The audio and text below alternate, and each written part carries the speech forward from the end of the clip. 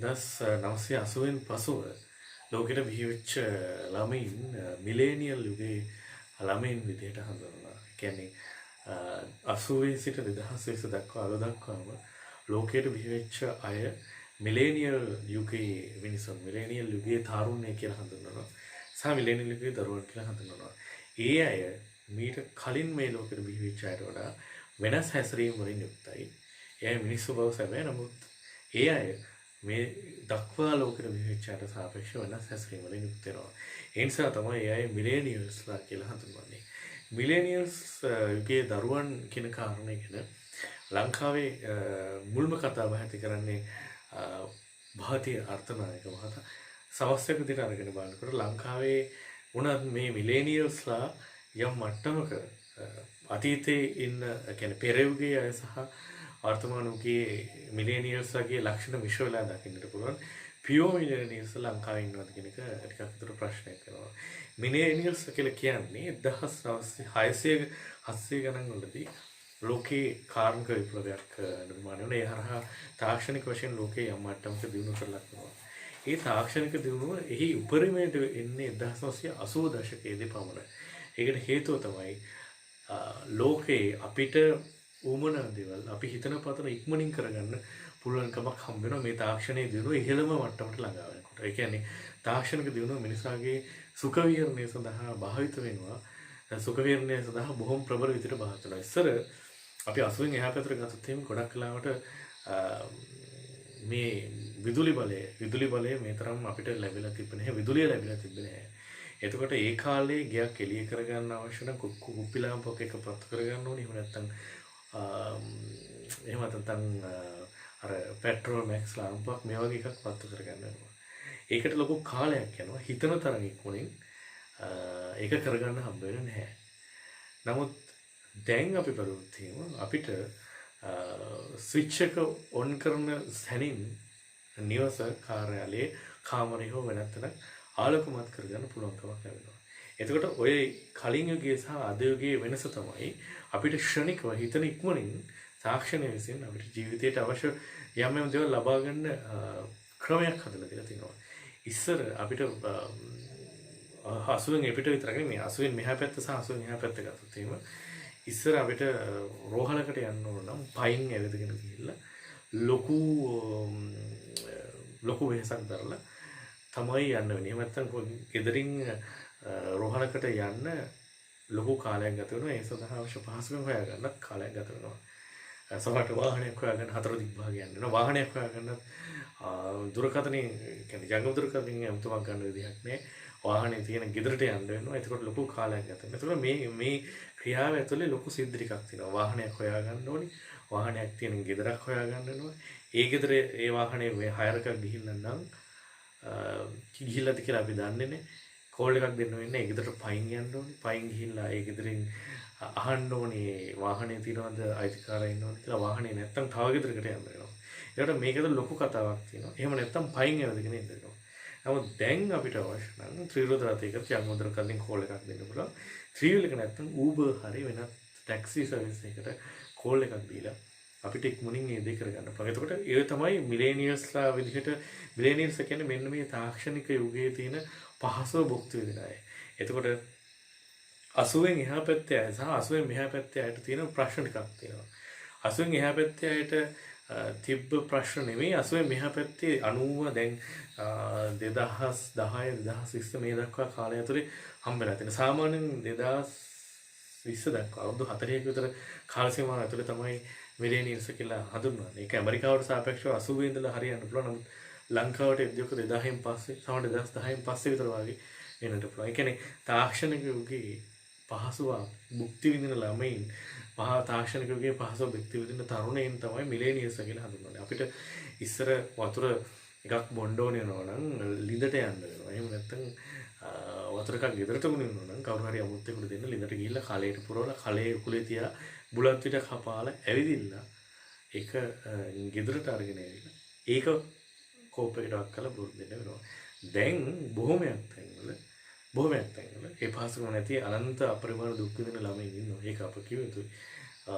ගොඩක් තැන්වල ස්විච් එක ඔන් කර ගමන් මෝටරේ ක්‍රියාත්මක වෙලා වතුර පිරෙනවා ටැංකියට. ඒ නිසා ටක් ගාලා වතුර බොන්න පුළුවන්. එහෙමත් බැරි නම් හිතේ අමාරු නම් වාහනයක් අරගෙන ගිහලා වතුර තියෙනවා කඩේ ගන්න පුළුවන්. ඉස්සර එහෙම එකක් නැහැ. ඒකට ඔය තාක්ෂණික යුගය තුළ ක්ෂණිකව දේවල් ලැබෙනවා. අපි හිතන ඉක්මනින් බොහෝ දේවල් අපිට ලැබෙනවා. අන්නේ ලැබීම ඇතුලේ වෙන අවුලක් තියෙනවා. ඒ තමයි මේ අවුල තමයි ඒ කියන්නේ මේක ඇතුළ කාරණා දෙකක් තියෙනවා. මේ මිලේනියල්ස් යුගයේ ළමයින්ගේ සහ පරම්පරාවේ හොඳ දේවලුත් තිබුණා නරක දේවලුත් තියෙනවා. නරක පැත්ත කිව්වොත් අපි ගොඩක් දේවල් ක්ෂණිකව ලැබෙන්න කියන්නේ ක්ෂණිකව දේවල් අපිට ලැබෙයි කියලා විශ්වාස කරනවා. ඒක තමයි මිලේනියල් යුගයේ පරම්පරාවේ තියෙන ලක්ෂණය. දැන් උදාහරණයක් විදිහට මට දැන් යන්න ඕනේ කියලා හිතුනොත් එහෙම කොළඹට පාරට ගියා පාරේ බස් තියෙනවා නම් ක්ෂණිකව යන්න පුළුවන්. ගොඩක් තැන්වල ප්‍රධාන පාරවල වලට ප්‍රධාන පාරවල රැලිය නිකන් බස් යනවා. එහෙම නැත්නම් මට වාහනයක් තියෙනවා යන්න පුළුවන්. ගොඩක් තැන්වල සාමාන්‍යයෙන් බයිසිකලයක්වත් නැති කෙනෙක් හොයාගන්න ලේසි නෑ දැන්. ඒක හරි අමාරු වැඩක්. එතකොට අපිට අවශ්‍ය තැනට යන්න පුළුවන්. නමුත් ඉස්සර කාලේ එහෙම නැහැ. අපිට අවශ්‍ය තැනට පයින් යන්න ඕනේ. ඒ කිලෝමීටර් 4-5 වුණත් ලොකු වෙලාවක් වැයෙනවා. එතකොට ශරීරයටත් එහෙසයි. අමාරුයි වැඩේ. වැඩේ අමාරුයි ටෆ්. ශාරීරික වශයෙන් වෙහෙසක් තියෙනවා. එතකොට හැබැයි දැන් අපිට ඉස්සර අයට වඩා ක්ෂණිකව දේවල් ලබා ගන්න පුළුවන්. ඒ ක්ෂණිකව දේවල් ලබා ගැනීම ඇතුළේ තියෙන ප්‍රශ්න තමයි හැම විටම ඔබද මමද ඇතුළු ඒ කියන්නේ 80න් මෙහා පැත්තේ කියන්නේ 40 දැන් ඉන්න අවුරුදු 40කට ඕනම කෙනෙක් ක්ෂණිකව දේවල් බලාපොරොත්තු වෙනවා. බඩගින්නක් ආව නම් ක්ෂණිකව රෙස්ටොරන්ට් එකට ගියා නැත්නම් ක්ෂණිකව ආහාරයක් පිය කරා වතුර ටිකක් රත් කරගන්න ඕන නම් හීටරේ ක්ෂණිකව ගෙහුවා වතුර රත් කරගත්තා. නමුත් ඉස්සර ලිප පත්තු කරලා ඒකට දර දාලා ඒක ඇවිල්නකන් ඉඳලා ඒ වගේ දේවල් කරන්න යනවා. ඉස්සර කියන්නේ මේ දැනුත් එහෙම තියෙනවා. මම කියන්නේ මිලේනියල් යුගයේදී ළමයි ඉන්න අපිට මුදල් තියෙනවා නම් ඒ පහසුකම් වලට ළඟා වෙන්න හැකියාව තිබුණා. නමුත් සල්ලි තිබ්බත් 80න් එහා පැත්තේ අයට ඒ හැකියාව තිබෙන්නේ නැහැ. මොකද එහෙම දේවල් තිබුණේ නැති නිසා. එතකොට අපිට චිත්‍රපටයක් නරඹන්න ඕන නම් ෆෝන් එක කියන්නේ ඉතුරුකතනේ ක්‍රියා කරලා රුපියල් 289ට විතර YouTube පැකේජ් එකක් ගන්න පුළුවන්. දවස පුරා ෆිල්ම් චිත්‍රපට නරඹන්න හැකියාව තියෙනවා. මොකද ඉස්සර කාලේ චිත්‍රපටයක් නරඹන්න ඕන නම් චිත්‍රපට ශාලාවට යන්න ඕනි. ඒක පෙන්වන වෙලාවට යන්න ඕනි. ඒ පෙන්වන වෙලාවේ කලින් ටිකට් වෙන් කර ගන්න ඕනි. ඒක දවසක් විතර යන වැඩක් වඩ පාන. එහෙමත් බැලුවා Netflix ඩවුන්ලෝඩ් කරගෙන ඒ හරහා චිත්‍රපට බලන්න. ඒ වගේ හැකියාවක් තියෙනවා. ඊළඟට අපිට ඉගෙන ගන්න අවශ්‍ය නම් ඉස්කෝලේ ඉගෙන ගන්න එක මදි නම් අපිට ඔන්ලයින් ඉගෙන ගන්න පුළුවන් Zoom හරහා ඔබේ අන්තර්ජාල ගුරුවරයා සම්බන්ධ කරගෙන ගෙදරටම ඇවිල්ලා එහෙම නැත්නම් ගෙදරට ගුරුවරයෙක් ගෙනල්ලා උගන්න ගන්න පුළුවන්. ඉස්සරහට ඒ පහසුකම තිබෙන්නේ නැහැ. ඒ නිසා අපිට කියන අවුරුදු 40ට අඩු හැමෝටම තියෙන ප්‍රශ්නයක් දේවල් ක්ෂණිකව සිද්ධ වෙන්න ඕනි කියලා අපි විශ්වාස කරනවා. අපි යමක් පටන් ගන්නවා. අපි හිතමු අපි ව්‍යාපාරයක් පටන් ගන්නවා, රැකියාවක් පටන් ගන්නවා. ඇහිපේ කරන සැනින් මේ දේවල් සිද්ධ වෙන්න ඕනේ. කියන්නේ අපි පටන් ගත්ත ව්‍යාපාරය ඇසුරු සැනින් දියුණු වෙන්න ඕනේ කියලා අපිට විශ්වාසයක් තියෙනවා. කියන්නේ අපි හිතනවා අර අපි ජීවිතයේ හැම තැනම ක්ෂණිකව දේවල් බලාපොරොත්තු වෙනවා වගේ අපිට රැකියාවෙත් අපි ඕන තැනට අපිට ඕනි පැටුපට ඇසිපි හැරෙන සැනින් යන්න පුළුවන්. දවසෙන් දෙකකින් අපි පටන් ගත්ත ව්‍යාපාරය ලංකාවේ හරි ලෝකේ හරි අපි තුම අපි ප්‍රදේශයේ අංක එක බවට පත් වෙලා සීලම් පාරිභෝගිකින් අපි ළඟට ඇවිල්ලා අපි ඉක්මනින් දිනුවා කියලා අපි විශ්වාස කරනවා. මොකද අනික හැමදේම ජීවිතේ පටන් ගත දා ඉඳලා අපිට හැමදේම ක්ෂණිකව ලැබිලා තියෙන නිසා. අපි බලාපොරොත්තු වෙන එකකින් ක්ෂණිකව දේවල් ලැබෙන නිසා. නමුත් වෘත්තීය භාවයට වෘත්තියකට යනකොට රැකියාවකට යනකොට එහෙම නැත්නම් ජීවිතයේ අභියෝගයකට මුහුණ දෙන තැනකදී අර කියන ක්ෂණික දේවල් අපිට ලැබෙන්නේ. අන්න එතකොට මේ මිලේනියල්ස් යුගයේ ඉන්න අයට කිසියම් ආකාරයක මානසික වශයෙන් ගැහැටක් තියෙනවා. ජීවිතයේ උපන්දා ඉඳලා හිතුව සැනින් ක්ෂණිකව දේවල් ලැබුණා. නමුත් රැකියාවකදී විවාහයකදී එහෙම නැත්නම් අධ්‍යාපනයේදී අර බලාපොරොත්තු වෙන වේගෙන් දේවල් හම්බ වෙන්නේ නැහැ. ඒ දේවල් හම්බ වෙන්නේ නැතිකොට සමහර දේවල් පටන් ගන්නවා. මේ අපි දැතුල් හැමෝම පටන් අර ගන්නවා. අපිට බලාපොරොත්තු වෙන ප්‍රතිඵලෙ වේගෙන් හම්බෙන්නේ නැහැ. වේගෙන් හම්බෙන්නේ නැතිකොට අපි ඒවා අතහැරලා දානවා. ඒක තමයි මේ යුගයේ තියෙන එක ප්‍රශ්නේ. කියන්නේ අපි බලාපොරොත්තු වෙන තරම් ඉක්මනට දේවල් අපිට හම්බ වෙයි කියලා විශ්වාස කරනවා. නමුත් ලෝකේ එහෙම රැකියාවක දිනුව කියන එක ඉක්මනින් හම්බෙන්නේ නැහැ. ගයක් හදනවා කියන එක ඇවිල්ලා දවසින් දෙකකින් කරන්න පුළුවන් වැඩක් නෙමෙයි. ඒක ක්ෂණික වැඩක් නෙමෙයි. ඒකට කාලයක් තිස්සේ කැප වෙලා උත්සාහ කළ යුතුයි.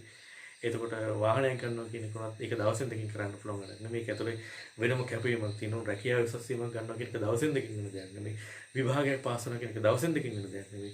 එතකොට අර අනික් දේවල් ශනික වුණා මේ දේවල් ශනික වෙන්නේ නැතිකොට හිතේ ඇති වෙනවා කිසියම් ආකාරයක ගැටලුවක්. ඒ ගැටලුව නිසා අය ඉබේ පුරුදු වෙනවා. දේවල් අතහරින්න. පටන් ගන්න සහ අතහරින්න. මොකද බලාපොරොත්තු වෙන තරම් ඉක්මනින් දේවල් සිද්ධ වෙන්නේ නැතිකොට මානසිකව ඒගොල්ලෝ වෙනම තැනකට යනවා. ඒගොල්ලෝ කියන්නේ අපි කියන්නේ අවුරුදු 40ට අඩු සියලු දෙනාම වෙනම තැනකට යනවා. අන්න ඒ නිසා යම් මට්ටමකට ඉලක්ක හඹා යාමේදී අපි හැමෝම කිසියම් මානසික ආතතියකින් පෙළෙනවා. ඒක මිලේනියල්ස්ගේ ලක්ෂණය. අපිට 80න් කියන කාරණේ දැන් ලෝකේ කියන්නේ 80යි 2020 අතර තමයි. ඒ කියන්නේ අද සිට 1980 ඉඳලා ලෝකේ ඉන්නේ මිලේනියල් කියලා. නමුත් ඒක ලංකාවට එද්දී අපිට තාක්ෂණයකට සමහර 2010 විතර ඉඳලා වෙන්න පුළුවන්. විශේෂයෙන්ම මහින්ද රාජපක්ෂ මහත්මයාගේ කාලය තුළ තමයි 2010 15 ඇතුලේ ගොඩක් කලාවට විදුලිය තාක්ෂණය මිනිසුන්ට ලැබුණේ. එතකොට එතන ඉඳලා අපිට අපේ මිලේනියල්ස් කියලා හිතා ගන්න පුළුවන්. එතන ඉඳලා ඉපදිච්ච අය. එතන ඉඳලා අපි 2010 වෙද්දී තාරුණ්‍ය එහෙම නැත්නම් ජීවිතේ යම් මට්ටමක තැනකට ආපු අය යමක්කමක් තේරුණ වයසට ආපු අය විශ්වාස කරනවා දේවල් අර කියන ක්ෂණික වේගෙන් සිද්ධ වෙනවා. ඒක ලංකාවට අදාළව 1980 ඉඳලා කියලා අපිට ඒක ගන්නට බෑ. මොකද මේ තාක්ෂණ ලංකාවට එද්දී සෑහෙන කාලයක් ගත වෙන නිසා ලෝකයේ මේ තාක්ෂණ හොයාගන්නේ 1980 ගණන් වල තමයි අන්තර්ජාලය හොයාගන්නේ. එතනින් එහා පැත්තේ ලෝකයේ දේවල් ක්ෂණිකව අපිට හොයාගන්න පුළුවන්. ඉස්සර එන්සයික්ලෝපීඩියා කියලා තිබ්බා. ඒ කියන්නේ විශ්වකෝෂ. අපිට විෂයකට අදාළව යම් දේවල් හොයාගන්න ඕන නම් එන්සයික්ලෝපීඩියා එකක් පෙරලා හොයාගන්න ඕනේ. විශ්වකෝෂයක් පෙරලා. නමුත් දැන් අපිට විෂයකට අදාළ විෂය ක්‍රමයක් හොයාගන්න අවශ්‍ය නම් Google හරහා ඒ දේවල් කරගන්න හැකියාව තියෙනවා. ඒ නිසා ක්ෂණිකයි පහසුයි. ඉස්සර තීසිස් අපිට විශ්වවිද්‍යාලයක නිබන්ධනයක් එහෙම නැත්නම් ක්විස් එකක් එහෙම නැත්නම් අසයින්මන්ට් එකක් හදන්න ඕන නම් ඒ සියරම ටයිප් හොයාගන්න ඕනේ, ලියන්න ඕනේ, අතින් ලියන්න ඕනේ. ඒ හොයාගන්න විස්තර අතින් ලියන්න ඕනේ, අතින්ම ඒවයි. ඒ කියන්නේ අතින් ලියලාම තමයි එඩිට් කරන්න ඕනේ. නමුත් දැන් එහෙම නෑ. අපිට පුළුවන්කමක් තියෙනවා අන්තර්ජාලයෙන් අරගන්න පුළුවන් කොපි පේස්ට් කරලා ඒක ප්ලැජරිසම් වලට අවුරන ප්ලැජරිසම් චෙකර් වලට දාලා ඒකත් අයින් කරලා ගන්න පුළුවන්කමක් තියෙනවා. එතකොට දේවල් ශනික වීම හරහා ඇති වෙන එක අවුලක් තමයි උක. අනිත් පැත්තෙන් මිලේනියල්ස් වගේ හොඳකුත් තියෙනවා. ඒ අය ඇවිල්ලා කිසියම් ආකාරයකට දැන් ඒ අය ඉන්නේ කිසියම් ආකාරයක කෘතිම ලෝකයක. ඒ කියන්නේ දැන් ඉස්සර හිටපු කෙනෙක් අපි හිතමු අතීතයේ හිටපු කෙනෙක් 80 එහා පැත්තේ ඉඳගෙන ගම මාර දෙයක් විදිහට දකින්නේ නැහැ. ඒ කියන්නේ මොකද ඒ අය ජීවත් වුණේ ගමේ. ඒ දන්නවා ගමක ජීවත් වෙන්න තියෙන ප්‍රශ්න. සෞඛ්‍ය පහසුකම් නැහැ, ඊළඟට ප්‍රවාහන පහසුකම් නැහැ. ගමක ජීවිතය ගොඩක් කලාවට ගමක ජීවිතේ එක පැත්තකින් නගරයට වඩා සංකීර්ණ. නගරේ ඉන්න අය අල්ලපු ගෙදර කෙනා කරන්නේ මොනවද? ඒ අය ණයවද කෑවද? ඒ අය යහන් ගත වෙන්නේ කාසමුදා විදිහට හොයන්නේ. නමුත් ගමක ඉන්න අය ඔය සේරම උපාදුපටික හොයනවා. එතකොට ගම සහ නගරය අතර හොඳ සහ නරක දෙකක් තියෙනවා. එතකොට දැන් ඒ අය දැන් මිලේනියල්ස්ලා නැවත ගම හොයාගෙන, ඒ කියන්නේ ඒ අය ඉන්නේ කිසියම් ආකාරයක කෘත්‍රිම පරිසරයක. ඒ කෘත්‍රිම පරිසරය අතරලා ඒ අය ගම හොයාගෙන යනවා. 80කට කලින් අය නගරේ හොයාගෙන ආවා. දැන් මිලේනියල්ස් කෙනා ගම හොයාගෙන යනවා. ඒ අය කොළඹ 7 හිටියත් අර ගමේ කඩේ කියලා තියෙන කිරිමැටි කියන්නේ මැටි මුට්ටි තියෙන ඒ වගේ තැනකින් කන්න කැමතියි. එතකොට ඒ අය එල්ල අර කෘත්‍රිම ලෝකෙන් ආයම ස්වභාවිකත්වය හොයාගෙන. ඒක විලේනියල්ස්ගේ තියෙන හොඳ ලක්ෂණයක්. අනික ඒ අය ඇවිල්ලා ගරු කරනවා වැඩි. ඒ කියන්නේ ආයතනයක ඉන්න ඉහළ පරිපාලන කරගෙන හැබැයි ඒ අය කියන දේම කරගෙන ඉන්න ඕනි කියන දේ ඒ අය විශ්වාස කරන්නේ. ඒ අයගේ අදහස් වලට යම් තැනක් ලැබෙන්න ඕනේ. ඒ අයගේ අදහස් වලට තැනක් ලැබෙන්නේ නැත්නම් ඒ රසව දාලා වෙන තැනකට යනවා. ඒ තමයි මිලේනියල්ස්ගේ තියෙන එක ලක්ෂණයක්. මේ 2000 ඔහුගේ කාලයේ මේ සමන ඩේලි මේල් පත්‍රයේත් සඳහන් වුණා කිසියම් ආකාරයක ආටිකල් එකක් ඒ මිලේනියල්ස් වලදී. ඊළඟට ඒ අය ස්වභාවිකත්වයට කැමති, ස්වභාවදහම හොයාගෙන යන්න කැමති. ඒ කියන්නේ ග්‍රීන් කියන සංකල්පය, දැන් ඉකෝ පරිසර හිතකාමී කියන සංකල්පය ගැන ඒ අය වැඩිපුර අධ්‍යයනය කරනවා. ඒ අය ස්වභාවදහම පරිසරයට බොහොම හිත ඇති, පරිසරයට ආදරය කරනවා, කණ්ඩායම හැඟීමෙන් වැඩ කරන්න කැමති, අලුත් දේවල් හිතන්න කැමති, පරිසරයට ආදරය කිරීම සහ තිරසාර භාවය ගැන හිතන ගතිය තියෙනවා මිලේනියල්ස් වගේ. සහ ඒ අය ප්‍රශ්න කරනවා. ආගමක හරි වෙන තැනක හරි කියවන යම් දේවල් එයා ප්‍රශ්න කරනවා. ඒක ඒ විදිහට මේක මෙහෙමයි කියලා පිළිගන්න එයා කැමති නෑ. උදාහරණයක් විදිහට පාඩම් පොතේ මේවා මෙන්න මෙහෙම කියලා තිබ්බාට ඒක එහෙමමද කියන කාරණේ ප්‍රශ්න කරන්නේ අය පෙළවෙනවා. ඒක ඇතුලේ මිලේනියල්ස්ලාගේ තියෙන එක්තරා විදිහක ලක්ෂණයක්.